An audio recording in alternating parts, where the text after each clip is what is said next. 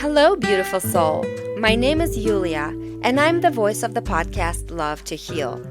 This podcast outlines my journey from atheism to Judaism, exploring spirituality from diverse perspectives. It is my hope that my journey will inspire others to embark on their own adventure of self-discovery and spiritual growth. In December of 2025, my husband and I had a Hebrew naming ceremony for our two kids, ages 5 and 8. Traditionally, this is called a baby naming ceremony, and Hebrew names are given soon after birth, on the 8th day of circumcision for boys, and in the first couple of weeks, typically during a Torah reading for girls. Since when my kids were born, we were not even aware of this tradition.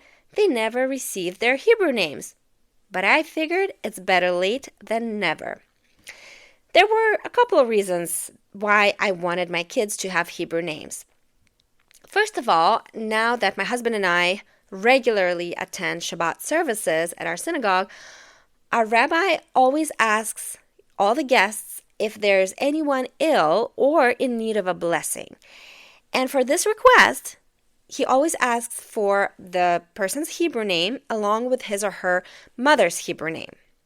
And every time I'm sitting there, I'm thinking, well, what if my children ever need a blessing? What if they're ever ill and I need to pray for them? They need to have their Hebrew name. So that was the first reason.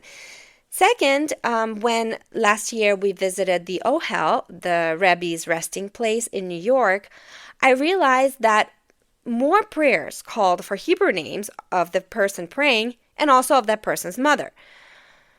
I've had my Hebrew name since middle school, which is Yael.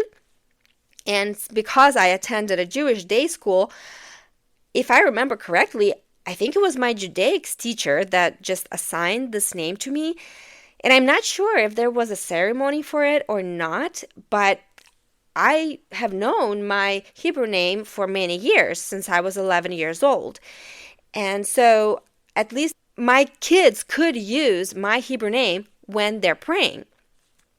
But either way, I wanted to make sure that my kids had their Hebrew names because we are becoming more traditional and more involved in the Jewish community, so it only made sense. And then on top of that, an email came from my kids' Hebrew school teacher, and she was asking for their Hebrew names, and they didn't have any, so I knew it was for sure time. I spoke about this with our Rabbi Zushi, and he proposed that we make a celebration out of it during the Saturday Shabbat services, and also that we sponsored the following Kiddush lunch. We had never sponsored a Kiddush before. This was an interesting experience in itself, but I will come back to it in a little bit later. We began by choosing names for my kids. Technically, we could have chosen any Hebrew names, but we wanted to make it easier for our children to remember them and understand their meaning. Because I had heard stories of kids not using their Hebrew names enough during life that they forget about it and it's not meaningful to them. My name, Yael, I think was chosen just because it resembled my Russian name, Yulia, and it literally means ibex or mountain goat, something that caused much amusement to my peers at school. But it wasn't until very recently that I found out Yael has a deeper meaning to it. Yael was a heroine in the book of Judges in the Bible, who defeated the Canaanite general Sisera and saved the Israelites. I wish I had known this earlier because my name would have been more meaningful to me. But at least I remember my name. Since my son's name is Isaac, initially our rabbi suggested we just keep his name as is and make it his official Hebrew name at the ceremony. But I thought it would be much cooler for my kids who are learning Hebrew to have a name in Hebrew, right? Perhaps a Bible name, something of significance, which would hopefully create a long-lasting connection to their faith and their heritage. Isaac in Hebrew is Yitzhak, and I voted for this option. My daughter is named Rosalie, and Rosa is a Jewish name. She was named after my grandmother, Rosa. But again, I was looking not just for a Jewish name, I wanted a Hebrew name to give to her.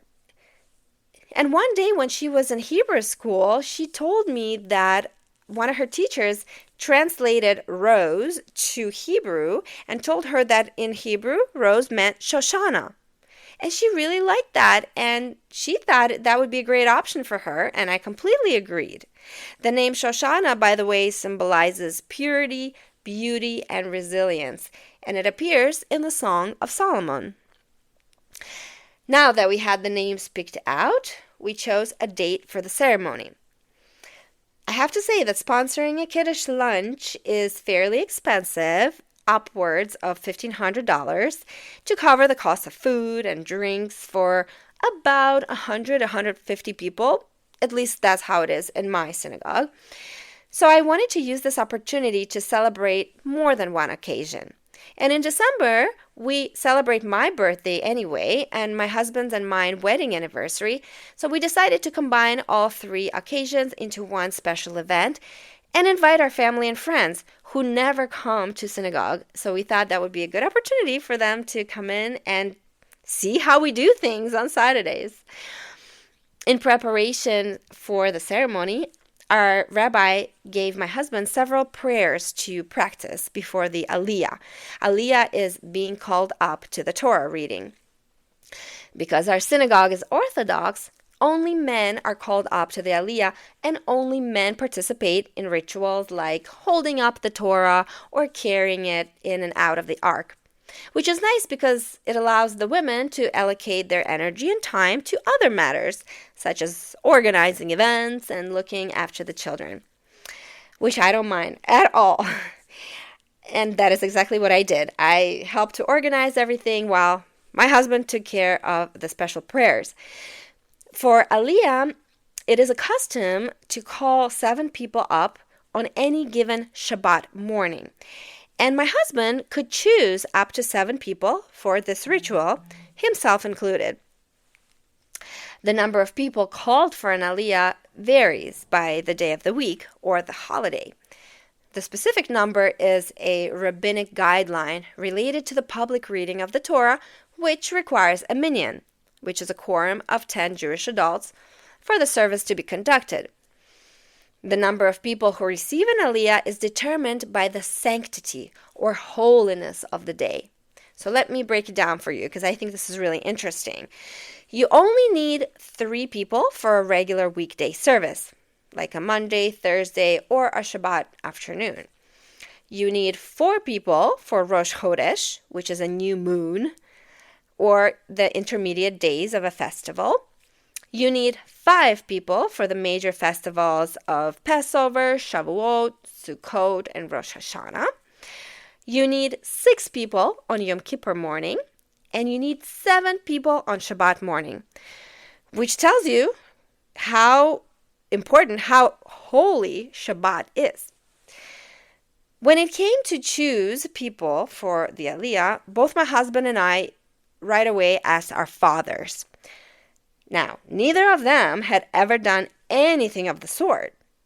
In fact, neither of them ever attended services at the synagogue, and so they were a little bit hesitant at first, especially because they would have to stand in the middle of the room on an elevated platform, on a Bimah, during services for everyone to see, and they would have to read in an entirely foreign language, in Hebrew. But to ease their worries, our rabbi provided the Russian transliteration of the Hebrew prayers, which they could study ahead of time. And then they both agreed, which meant a lot to us. But we still had some places to fill, so my husband wanted to ask some of his friends to do it. However, we found out that only Jewish men would be allowed to partake in an Aliyah. And Jewish means having a Jewish mother. So if you have a father that's Jewish, that doesn't count. If you have a grandmother, one grandma that's Jewish, doesn't count. It has to be your mother that's 100% Jewish. And none of my husband's friends were Jewish by mother. One of them was half Jewish by his father. The other one only had a grandfather that was Jewish. We couldn't believe at first how strict the rule was, and to be honest, our friends were somewhat offended by the fact that they could not participate. But that's the reality of an Orthodox shul, and that's what differentiates it from a Reform temple, where anything is allowed. Orthodox, they adhere very strictly to the original traditional laws, and honestly, we are thankful to them for continuing our traditions, for carrying on these Torah rules and regulations, because if it were not for them, Judaism would not be alive today. Thankfully, our friends still attended the service despite the slight disappointment, and one of them even got to carry the Torah to the ark, which was really cool for him and his wife and for us, his friends, to see. Since we didn't have enough friends or family members to fill the 7 spots for Aliyah, our rabbi asked some of the regulars to step in, which worked out really nicely. They're there every week. They know exactly what to do, and they helped us out. The day of the event, all family and friends who could make it came into the synagogue for morning services. Services typically start around 10 a.m., but we invited them a little bit later, closer to our ceremony, because we didn't want them to sit through 3 hours of services. We thought it was too much for them. So we asked them to come in a little bit later. And then once they came in, women and men went to their respective sides of the sanctuary. And soon enough, I could see my husband and then my father and then my father-in-law up on the Bimah reading a special prayer for my kids. It was a very touching moment because not only did I feel a little bit more accepted by our family for having become more religious, more traditional, but I also saw a glimpse of their own pride in having been born Jewish, a pride that they had concealed for most of their lives due to their communist upbringing in Russia and due to years of experiencing anti-Semitism firsthand. You know, I don't judge them for having grown up and brought their kids up secular because they didn't have much of a choice. So it was nice to see them actually practice Judaism openly and freely. Later, during the service, my kids were called up to the Bimah as well, and our rabbi officially gave them their new Hebrew names as he put his hand on each of their heads. It was that same day that Rabbi Zushi decided on not only giving my kids a Hebrew name, but rather adding a Hebrew name to their existing name. Perhaps you already know that names are considered very significant in Judaism. If you'd like to know more about this topic, I do have an episode about names titled What's in a Name in the previous season. But in short, I'll tell you that your Hebrew name is the channel by which life reaches you from above. In fact, the Kabbalists say that when parents name a child, they experience a minor prophecy because somehow that child's destiny is wrapped up in the combination of Hebrew letters that make up his or her name. The sages of the Midrash, the rabbinic literature from late antiquity, recommended that one should name one's child after a righteous person, for sometimes the name influences the person's behavior and destiny. And, for me, traditionally, I knew that, at least in Russia, that's what my parents and grandparents taught me, that we named our children after the deceased, typically grandparents. It can be anybody deceased in the family, but typically grandparents. But the Orthodox, I found out here in the United States, they like to name their children after righteous people, rabbis, tzaddiks, which is wonderful because then it almost ensures that your children grow up righteous. because you name them after a righteous person. Well, changing one's name, Kabbalists say, a person can create a change of fortune. So if you were named with a name that perhaps didn't bring you good fortune, they say it is possible, if you change your name, to change that around. And this is why when somebody is dangerously ill, they might change a name. But more often than not, we provide him or her with an additional name, like Chaim or Haya, which means life, or Raphael or Raphaela, which means cure. The first recorded story of a name change that led to an incredible change of destiny was that of Sarah and Abraham.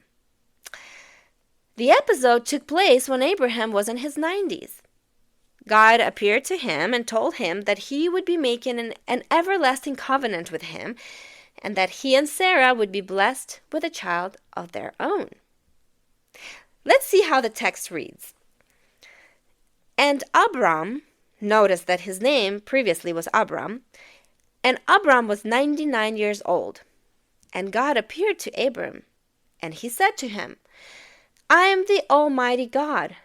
Walk before me and be perfect, and I will place my covenant between me and between you, and I will multiply you very greatly.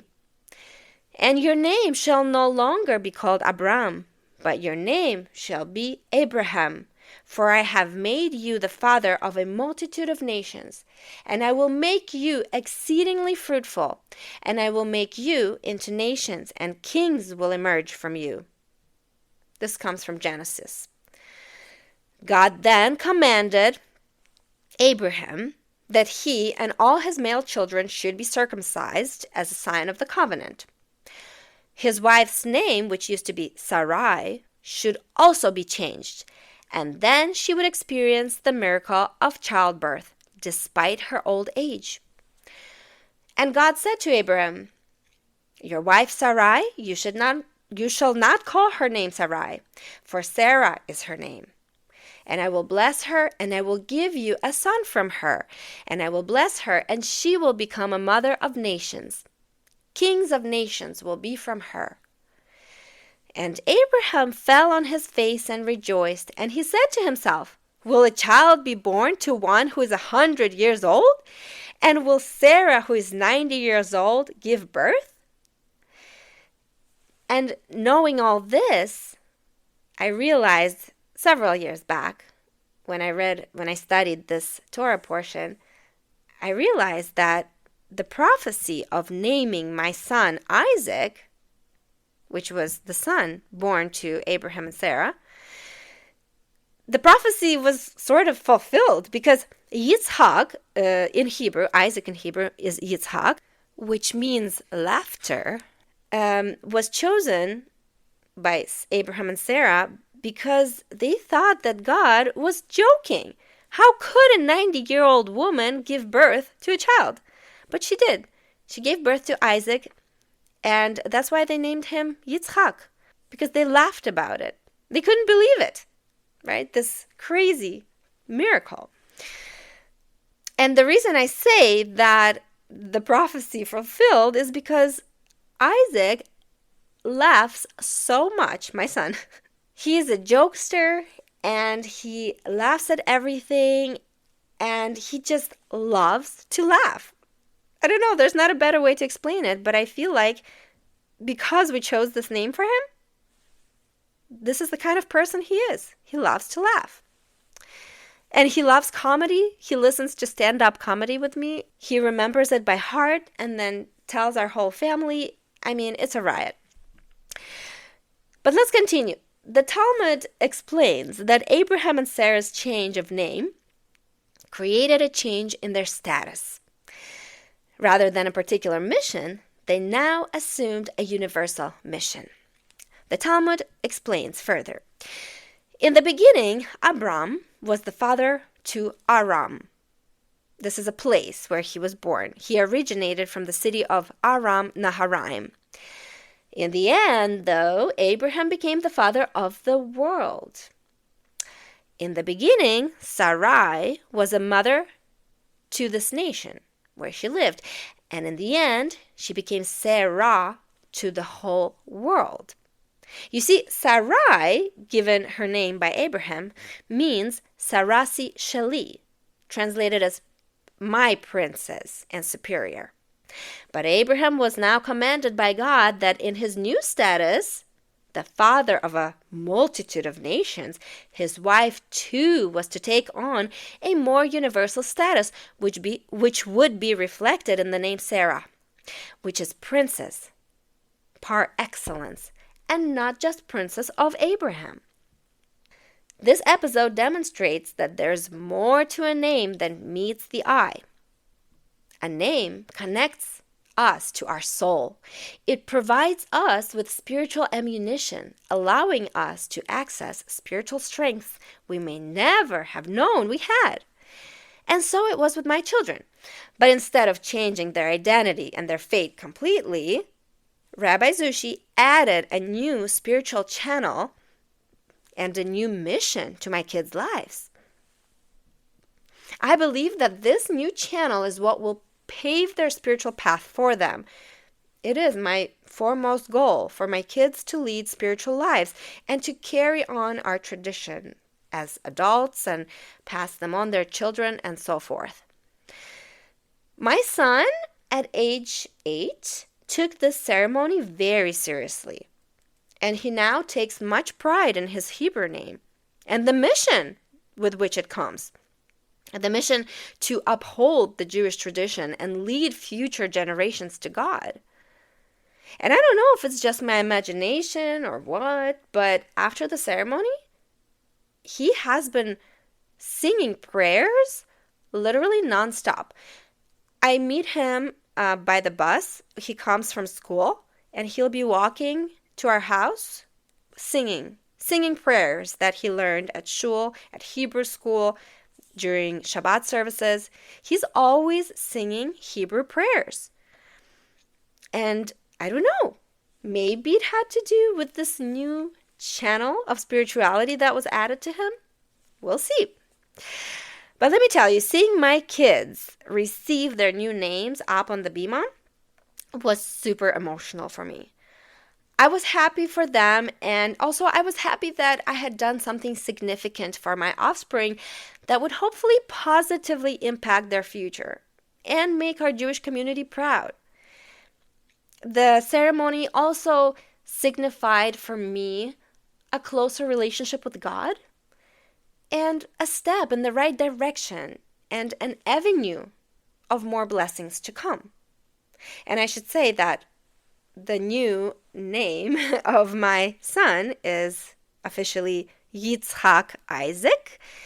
And then my daughter, she is now named Shoshana Rosa. After the ceremony, we proceeded to the luncheon. Since we were sponsoring it, it was up to us to choose the menu, the layout of the tables, and some decor. And also, by the way, since our event coincided with the week of Hanukkah festivities, the hall was already beautifully decorated and we didn't really need to do much.